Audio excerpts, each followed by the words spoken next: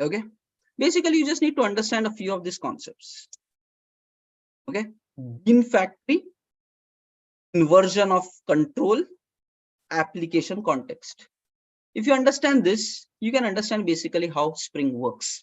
And then yes, there will be a lot of other things, but this is the core of how the Spring framework actually works. Okay. Here you go. One important thing.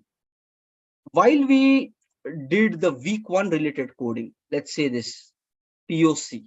Okay. So this is our CT POC project. In that we added a controller. In the controller, we started writing a lot of methods. Let me do a close all. Okay, controller. And here we started writing a lot of methods. We even created some service class, let's say test class. And in the controller, this is how we created.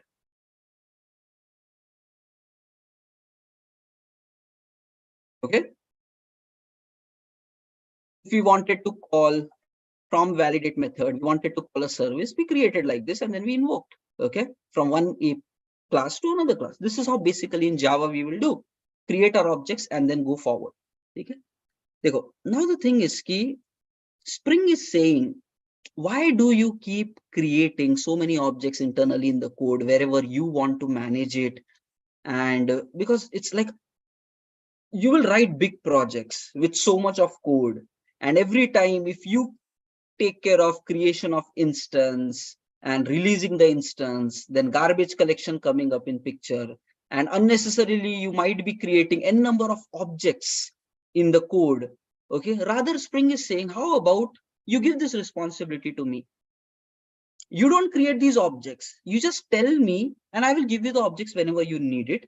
And Spring might create only one object and give it to you wherever you want, rather than in every method. If you are creating a new object using it across, Spring might say, okay, bhai, I'll create it, maybe I'll create it in the optimized manner, only one object, and wherever you need it I might supply you that instance and you use it and you release it. I'll take care of everything of that. That is where framework comes in picture, to take care of all these kind of work so that we can focus on actual functional development. And this itself is the biggest power available with Spring, that you don't need to create these kind of objects by yourself. Rather, Spring is going to take care of that. Okay. Yes, you have to tell Spring which objects you would like to get on the fly, on demand basis. Okay, you have to tell that Spring, and how? Maybe via some code configurations, maybe annotations. By that way, you tell Spring, I will be needing what things, and accordingly Spring will provide you at the right place that object. You use it. When the work is done, you just forget about it. Spring will take care of entire manage. Okay, and all these things are nothing but these objects which will be managed by Spring. Okay, it's basically taken care by this bean factory. Okay, the concept basically here bean, okay, or it is also called as Spring bean. These are objects which Spring maintains. Spring beans, if you hear this terminology, nothing but these are objects which Spring is going to maintain. And here there is a term called as bean factory. The work of the bean factory is to manage those objects which Spring will provide to you at runtime so that you can take care of the functionality. For example, okay, here we are in controller. We don't want to create this object by itself. Rather, we will tell Spring to somehow manage this object for us, and we will simply use it in our project. Okay, so this is what is nothing but, if you can say this test service, I want to make this as a Spring bean. Somehow we will see how to do that. Somehow you will make this as a Spring bean so that the Spring framework takes care of that and provides you wherever required. So you don't have to create the object instance here. Okay, maybe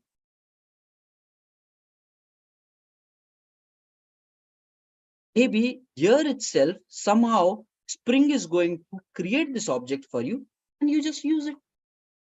And then you don't have to worry about defining it in one method or another method. N number of methods you write, there you can simply use it. So the concept here is simple. Is this test service, if we set it up in a particular manner, it will become Spring Bean. And this Spring Bean will be managed by Bean Factory, okay, which internally operates based upon this design pattern inversion of control. It is an internal design pattern which this Bean Factory actually utilizes in order to manage these beans. And basically, this itself is full concept.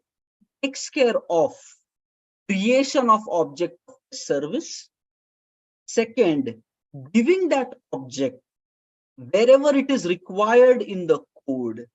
Okay, and when your work is done, it takes care of life cycle management, releasing the object or whatever aspect. End-to-end life cycle of this test service will be taken care by Bean Factory. And yes, internally it uses the design pattern inversion of control to really create the object, give it to the dependency, and release it whenever the work is fully finished. Okay, and there is a concept that this Bean Factory is wrapped inside application context. Dekho, point is, this is how the framework is designed. Internally, this portion manages your beans, and you will never directly work with the Bean Factory. It is core part of Spring framework. Rather, you will be using application context. This is a wrapper on top of this Bean Factory, which allows basically to read your configurations, give it to the Bean Factory so that it creates objects and all of those things. So you work as a developer perspective, you work with the application context. Application context internally reads all the configurations which you are going to provide, and then it works with the Bean Factory to create it, inject it wherever required. This is how these two pieces are. You need to have understanding of this if you want to really understand how the Spring actually works. So guys, are you getting it? Some concepts. Just confirm it in chat. Basic is enough. You know how IT works. I'm just trying to teach you the way IT industry would teach to any new joiner. Okay, both in May they will say, learn Spring, start working on the application. Third day, you will be actually working on the task. That's it. And forget about Spring. Basically, anything new, any new software, any new technology. Yesterday, we heard some names, ActiveMQ, Redis, Mongo, Apigee. Basically, 2 to 3 days of time will be given to you where you have to explore that and come up with your findings and understanding. Now, point is, you need to learn smartly and fastly. This is how it happens. The point is, you have to learn how to get down the core part as early as possible. Okay? And then you need to know how basically in the IT industry people are using. And this is how basic fundas are. You let Spring take care of your overhead of Bean creation, Bean lifecycle management. They will internally do it. You will somehow configure and allow that to happen. But wherever required, we will provide you that Bean and you can use it in your application just like. Okay. Now there are multiple ways of doing that. One of the common one, IT industry mein focus is put efforts on functional development. Okay, wrapper काम 10 years ago when I started working on the Spring, it was pretty different. Lot of verbose XMLs, lot of configurations there, servlet mappings needs to be done, and then this calls that, that calls that. It was too much of code, unnecessary. It is all called as boilerplate code. Right now with Spring, with simple annotations, it has just removed all that thing. Okay, maybe it is now all optional working with XMLs and all that. The point is, try to make life simple. Okay, how simply and how fast you can code with Spring Boot, you get that advantage. Like just simply using fast, quick annotations, you can finish your development as early as possible. And that is what business needs. They don't want you to play with the boilerplate code. Let's imagine if there is a very big XML file, people will be lost in just doing those configurations, and for error in those configurations and solving the problems, public usme hi atak jayegi. Okay, you might understand, right? Setting up a new software itself sometimes is getting challenging for some of you guys. Now, if in that code wise also it becomes so much challenging, basically it is going to kill time of the project, and industry doesn't want that. So point is, whatever is simple, fast way of doing it, IT will acquire that, start delivering clients go value. Now, the thing is, how do you do that? Few basic annotations that Spring has provided. As part of that, it provides it. For example, this one such example, you can simply write @service.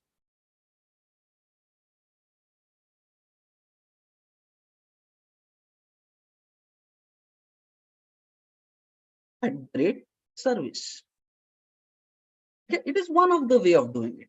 If you just define a class like this, @service, it means Spring container, bean factory container, okay, is supposed to manage this bean. And wherever you want to use it, maybe something simpler like acquired. Just write it like this. Now, the point is, by default, generally, Spring will take care of creating a singleton object, one instance of this test bean. And wherever in the code you want to use it, it will just keep providing you that value. Okay, now you dig more about Spring, okay, how you can allow multiple instances to be created and all of those things. But simply, just by doing these two annotations, this code will start working. And you don't have to then create your own instance of service here. It is available and managed by Spring. Okay, and that is the reason when you start your Spring application, why are there so many logs going? Because it is trying to scan your projects and then build your beans. Because in the project code which we have given, there are a lot of such kind of annotations used, and accordingly Spring tries to read it, tries to create instances of that, and tries to manage that work for you so that developers' life is simple. Okay, now point is, I've just arranged some of the documentation with regards to this, which talks to the point, but it is quite a bit detailed statements coming up. Okay, IOC, it's a inversion of control. IOC is like inversion of control. IOC is a central design pattern in the Spring framework. Okay, it provides a mechanism of dependency injection. Dependency injection is like take that instance and give it wherever required. So in the code using auto-wired, we are doing this dependency injection here. Okay, but it is more than that. Nothing but it even takes care of instantiation, injecting it, and then even releasing it and managing it for some other purpose. Next, with Spring's use of IOC, the framework itself controls all operations of life cycle of those dependencies. Nothing but here service, we are calling it as dependency. Full life cycle maintenance will be taken care by Spring itself. Next, application context wraps the bean factory, okay, which serves the beans at runtime to the application. Next, Spring Boot provides auto configurations, nothing but using some annotations, it will be automatically configuring a lot of things for you. Container maintains your class dependencies through entire thing. Next, from the IOC container, objects are injected as dependencies into other classes at either startup time or runtime, depending upon how the dependencies are configured. Okay, nothing but container is going to give you those dependencies. For most part, it is the startup time.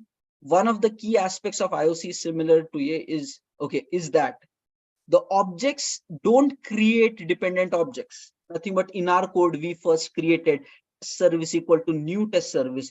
So we should not do that kind of work. Okay, we don't do it. Instead, the container manages them and injects them as and when they are required. Okay. Next, there is some more details about the same thing, how it works, and then bean factory ka, application context ka, more how the references are handled, and why we should use first of all this. Beginners might get that doubt, we are creating objects, then why use it? Because simple thing, allows you to focus on interfaces you can consume instead of dealing with. Basically, objects are coming ready-made to you. Why do you want to get into which constructor to call, which object to call, which method needed, what values to be set up to that? Let Spring take care of all that thing for you. Okay, otherwise you have to be careful, like, okay, in that object, which constructors are available, are they all initialized properly? Let the configuration deal with all that thing. You just start using it. It allows you to develop business logic only, leaving all the objects, constructions and all to the container. Okay, so these are the basic things, and then we'll get into more details about it. Some things about Spring Boot, why it is important, blah, blah, blah, is all available here. Okay, but now the basic concept is the same. Let the Spring container create beans, and wherever required, Spring is going to provide or inject those beans in the code so that you can use it. Okay, guys, is this clear? Just quickly confirm it in the chat.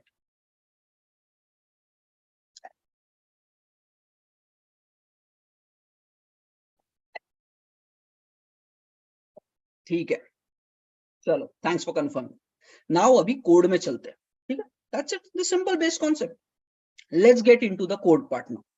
Now the thing is, the top annotations which are very commonly used, okay, I have just accumulated at one place, just at the end of this documentation.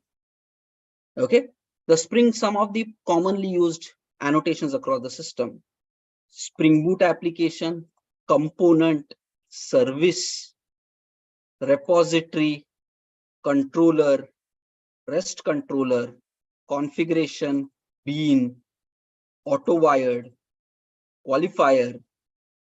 You will see these things happening in the code. Okay, now let me tell you,